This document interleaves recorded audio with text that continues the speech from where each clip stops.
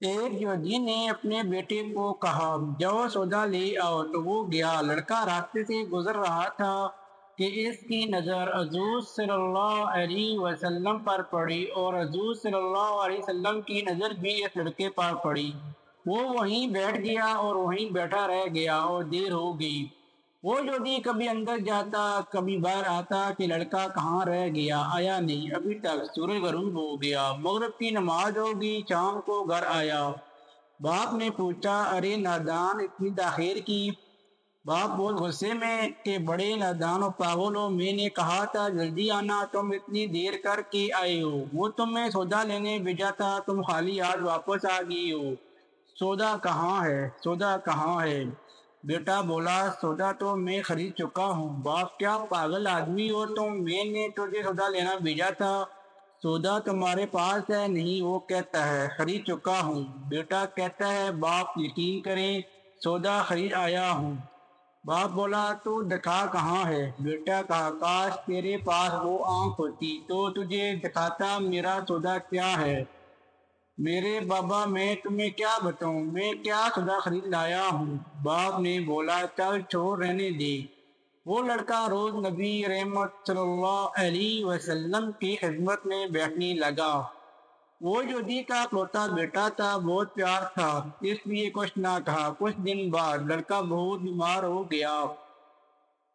کافی دن بیمار رہا، اتنا بیمار ہوا کہ کمزوری اتنی ہو گئی کروٹ لینا مشکل ہو چکی تھی، اور پھر قریب المرگ ہو گیا۔ یہودی بہت پریشان تھا، پھر بھاگا کیا حضور صلی اللہ علیہ وسلم کی بارگاہ میں اور بولا میں آپ کے پاس آیا ہوں، آپ تو جانتے ہی ہیں میں یہودی ہوں، مجھے آپ سے کوئی اتفاق نہیں، مگر میرا لڑکا آپ پہ دل دے گیا ہے اور قریب المرگ ہے، آپ کو رات دن یاد کر رہا ہے، کیا ممکن ہے آپ اپنے اس دشمن کو گھر آ کر اپنے معشوق عاشق کو ایک نظر دیکھنا پسند کرو گی؟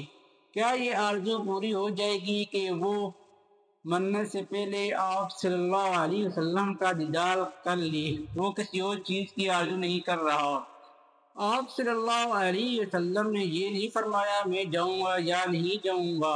آپ صلی اللہ علیہ وسلم نے فرمایا ابو بکر اٹھو، عمر اٹھو، علی چلو چلیں، عثمان آؤ، باقی بھی جو سب ہیں چلیں، آپ کے عاشق کا دیدار ہم بھی کریں، اپنا دیدار اسے دیتے ہیں، آخر لمبا ہے، آنکھیں بند کرنے سے پہلے اسے ہم کچھ دینا چاہتے ہیں، چلو چلتے ہیں۔ یہودی کے گھر پہنچے تو لڑکے کی آنکھیں بند تھیں۔ حضور صلی اللہ علیہ وسلم کا سراپایا کرم ہی کرم ہے، لڑکے کی پیشانی پر آپ صلی اللہ علیہ وسلم نے اپنا دست اقدس رکھا۔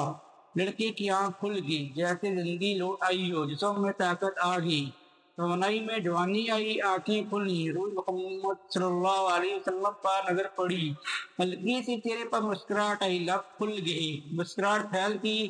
حضور صلی اللہ علیہ وسلم نے فرمایا بس آپ کلمہ پڑھ لو۔ لڑکا اپنے باپ کا منہ دیکھنے لگا تو وہ یہودی بولا میرا منہ کیا تکتے ہیں، ابو القاسم محمد بن عبداللہ صلی اللہ علیہ وسلم جو کہتے ہیں کر لو۔ لڑکا بولا یا رسول اللہ صلی اللہ علیہ وسلم میرے پاس تو کچھ بھی نہیں۔ آپ صلی اللہ علیہ وسلم نے فرمایا بس تم کلمہ پڑھو، میں جانو جنت جانے، تم میرے ہو، جاؤ جنت بھی تو میری ہے، جنت میں لے جانا یہ میرا کام ہے۔ لڑکے نے کلمہ پڑھا، جب اس کے منہ سے نکلا محمد رسول اللہ، روح باہر نکل گئی، کلمے کا نور اندر چلا گیا، آنکھیں بند ہو گئی اور لب خاموش ہو گئی۔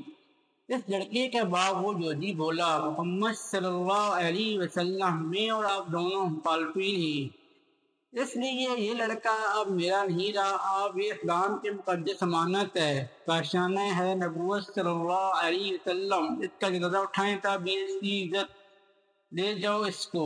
پھر آپ صلی اللہ علیہ وسلم نے فرمایا صدیق اٹھاؤ، عمر اٹھاؤ، عثمان آگے بڑھو، بلال اور تو صحیح، علی چلو، دو کندھے سب اٹھاؤ اسے۔ آقا علیہ السلام جب یہودی کے گھر سے نکلے تو یہ فرماتے جا رہے تھے اس اللہ کا شکر ہے جس نے میرے صدقے سے اس بندے کو بخش دیا، اس اللہ کا شکر ہے جس نے میرے صدقے سے اس بندے کو بخش دیا۔